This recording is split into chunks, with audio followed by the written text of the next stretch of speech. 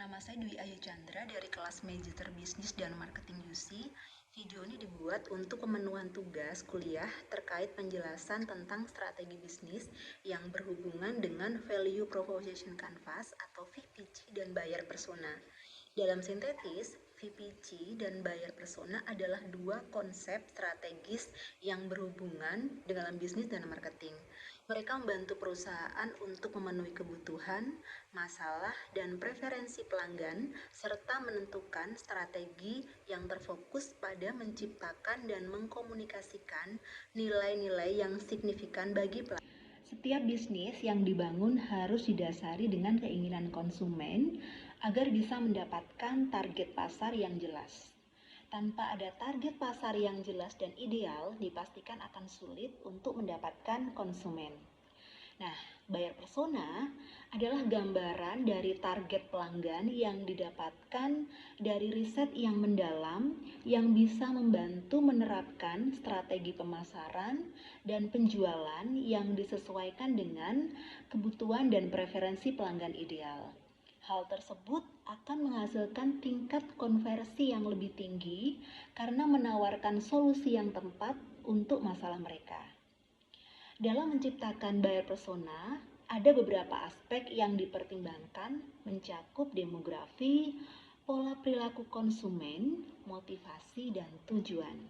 Nah, dalam konteks manajemen office building, buyer persona dapat didefinisikan sebagai gambaran tentang karakteristik, preferensi, dan kebutuhan calon pembeli yang diinginkan untuk suatu bisnis yang terkait dengan bangunan kantor.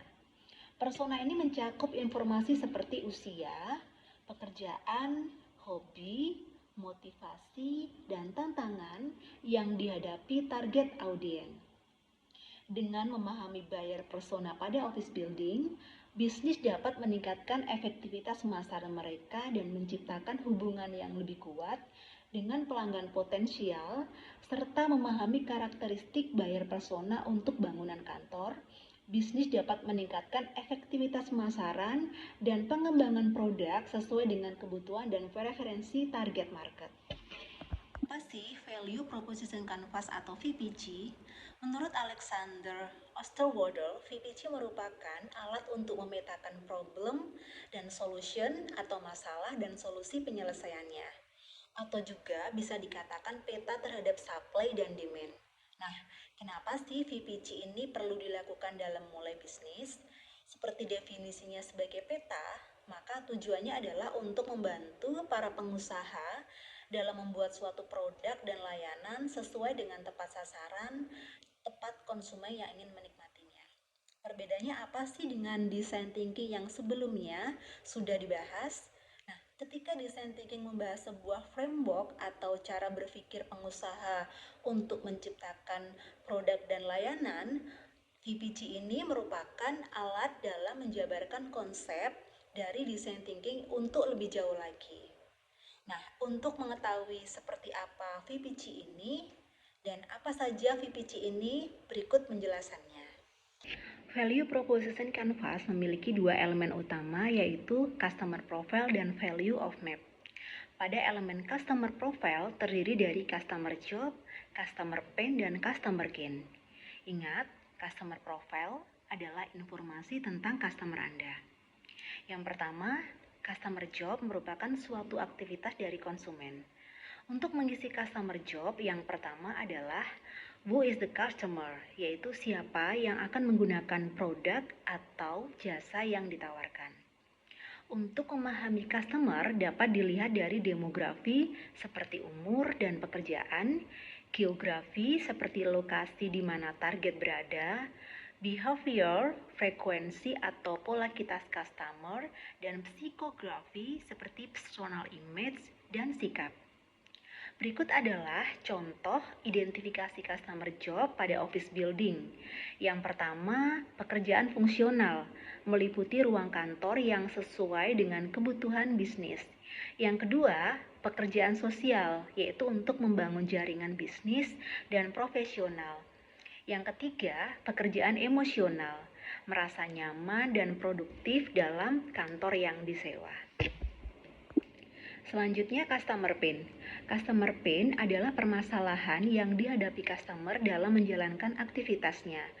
Contohnya pada Business Office Management Building adalah kesulitan dalam menemukan ruang kantor yang sesuai dengan kebutuhan bisnis, biaya sewa yang tinggi, keterbatasan fasilitas dan teknologi, dan kesulitan dalam mengatur lokasi yang strategis. Yang ketiga, customer gain adalah hal yang dengan customer untuk meningkatkan kenyamanan dalam beraktivitas. Contoh dari customer gain di office building adalah ruang kantor yang sesuai dengan kebutuhan bisnis, biaya sewa yang kompetitif, fasilitas dan teknologi yang memadai, dan lokasi yang strategis serta fleksibel.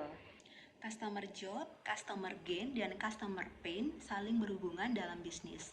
Customer job mengacu pada apa yang pelanggan ingin capai, customer gain mengacu pada manfaat yang pelanggan harapkan, dan customer pain mengacu pada masalah yang pelanggan alami.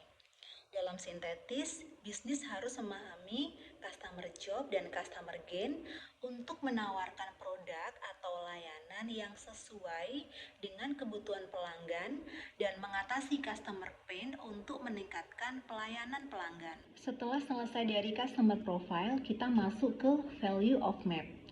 Customer profile dan value of map saling berhubungan. Value of map juga memiliki 3 bagian, yaitu pain reliever, gain creator, dan product dan service. Yang pertama, pada produk dan service. Gabungan dari apa yang ada dalam blok gain creator dan pain reliever. Ini mencakup apa yang ditawarkan oleh perusahaan untuk memenuhi kebutuhan pelanggan dan mengatasi masalah yang dihadapi mereka. Produk atau jasa harus memenuhi apa yang diharapkan oleh pelanggan dan meminimalisir masalah yang timbul. Dari seluruh informasi pada customer profile menjadi informasi apa saja produk dan jasa yang akan kita buat. Dalam konteks business office building, produk dan jasa dapat berupa sewa ruang kantor yang sesuai dengan kebutuhan bisnis dan fasilitas serta teknologi yang memadai. Ada service office, co-working, dan ruang meeting. Yang kedua, pain reliever adalah komponen yang berguna untuk menjawab customer pain. Produk dan jasa yang ditawarkan harus mengatasi dan mengurangi masalah yang dihadapi pelanggan. Dalam hal ini, perusahaan harus memahami apa yang membuat pelanggan sakit, frustasi, dan tidak puas, dan menawarkan solusi yang dibuat untuk mengatasi masalah tersebut. Contoh pain reliever pada business office building adalah mengurangi biaya sewa yang tinggi dan keterbatasan fasilitas dengan penawaran harga yang kompetitif dan fasilitas yang memadai, serta memberdayakan untuk servis yang lebih eksternal lagi.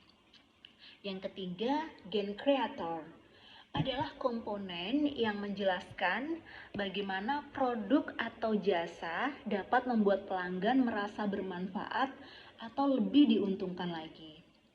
Gain creator harus dapat menyelesaikan manfaat yang diharapkan oleh pelanggan dan mengurangi pengalaman negatif yang timbul dari penggunaan produk atau jasa. Nah, dalam VPC, gain creator berfungsi sebagai jawaban terhadap manfaat yang diharapkan oleh pelanggan dan membantu menciptakan nilai tambah yang signifikan bagi pelanggan. Nah, dalam konteks office building, gain creator merupakan poin-poin yang ditawarkan untuk menyelesaikan kebutuhan bisnis dalam hal penyewaan ruang kantor yang sesuai, sehingga meningkatkan produktivitas dan efisiensi. Contoh gain creator pada office building adalah yang pertama, biaya sewa yang lebih terjangkau, lokasi yang strategis dan akses mudah di pusat kota, dan yang ketiga adalah fasilitas yang lengkap seperti wifi, ruang kantor yang siap digunakan, dan area parkir yang well maintained dan yang lebih mudah. Dengan adanya penjelasan ini, dapat disimpulkan buyer persona dan VPC dapat membantu meningkatkan efektivitas pemasaran dan mengembangkan produk. yang sesuai dengan kebutuhan dan preferensi target market. Lalu kembali lagi, evaluasi VPC yang sudah dibuat, apakah komponen yang dibuat sudah menjual kebutuhan dan keinginan? Apakah produk yang ditawarkan sudah memiliki fitur-fitur yang membantu menyelesaikan masalah dan menjawab harapan? Dan apakah peta value yang ditawarkan sudah menjawab kebutuhan dan keinginan konsumen atas masalahnya? Nah, untuk memastikan semua komponen dan masalah tersebut terjawab oleh apa yang ditawarkan dari produk dan jasa. Demikian informasi tentang VPC dan buyer persona. Terima kasih.